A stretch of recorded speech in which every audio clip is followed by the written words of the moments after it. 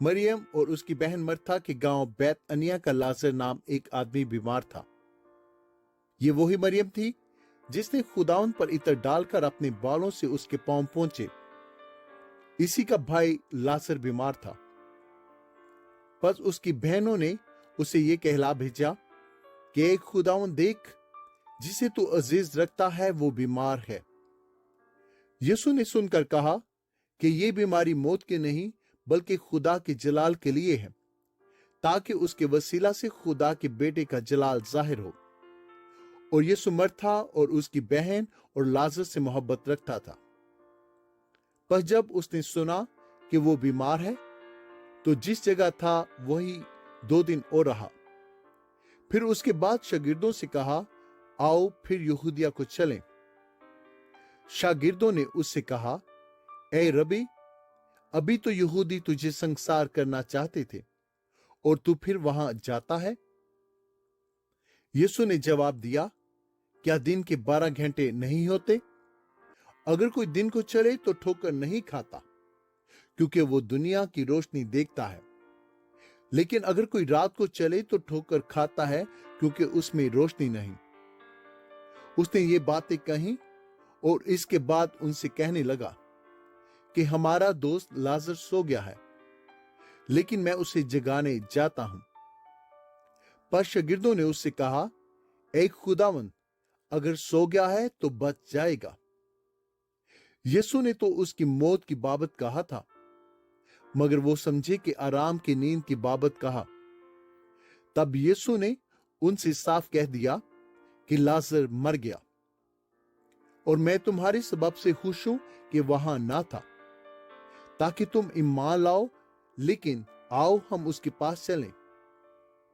बस तोमा ने, जिसे तोआम कहते थे, अपने साथ के शागिर्दों से कहा कि आओ हम भी चलें, ताकि उसके साथ मरें। बस यीशु को आकर मालूम हुआ कि उसे कब्र में रखे 4 दिन हुए।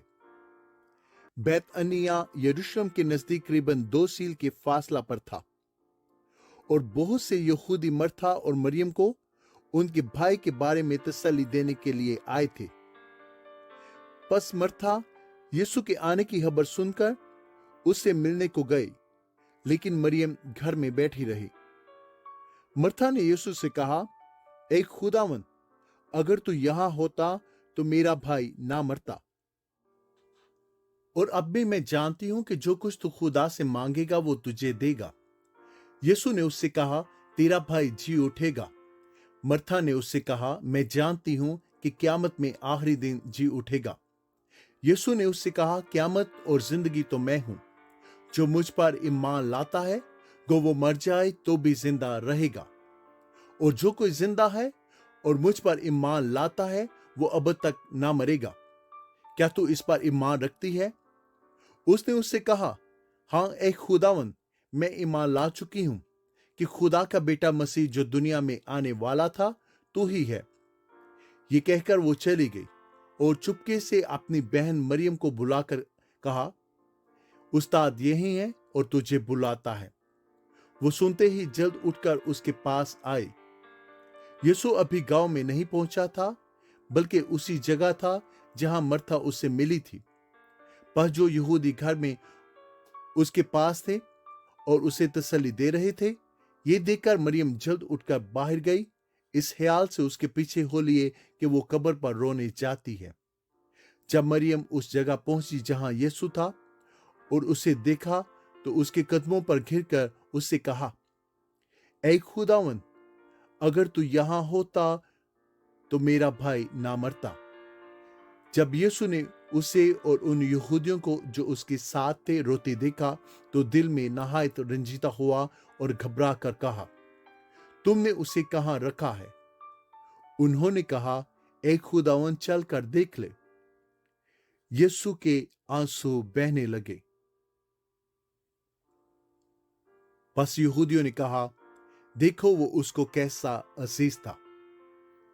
लेकिन उनमें से बास ने कहा, क्या ये शख्स जिसने अंधे की आंखें खोली इतना न कर सका कि ये आदमी ना मरता? यीशु फिर अपने दिल में नहायत रंजीदा होकर कब्र पर आया वो एक गार था और उस पर पत्थर धरा था। यीशु ने कहा, पत्थर को हटाओ। उस मरे हुए शख्स की बहन मर्था ने उससे कहा, ए खुदावन, उसमें से तो अब बदबू आती है, क्योंकि उसे 4 दिन हो गए। यीशु ने उससे कहा, क्या मैंने तुझसे कहा ना था कि अगर तू ईमान लाएगी तो खुदा का जलाल देखेगी? बस उन्होंने उस पत्थर को हटा दिया। फिर यीशु ने आंखें उठाकर कहा, ए बाप, तेरा शुक्र करता हूं कि तूने सुन ली, और मुझे तो मालूम था कि तू हमेशा मेरी सुनता है,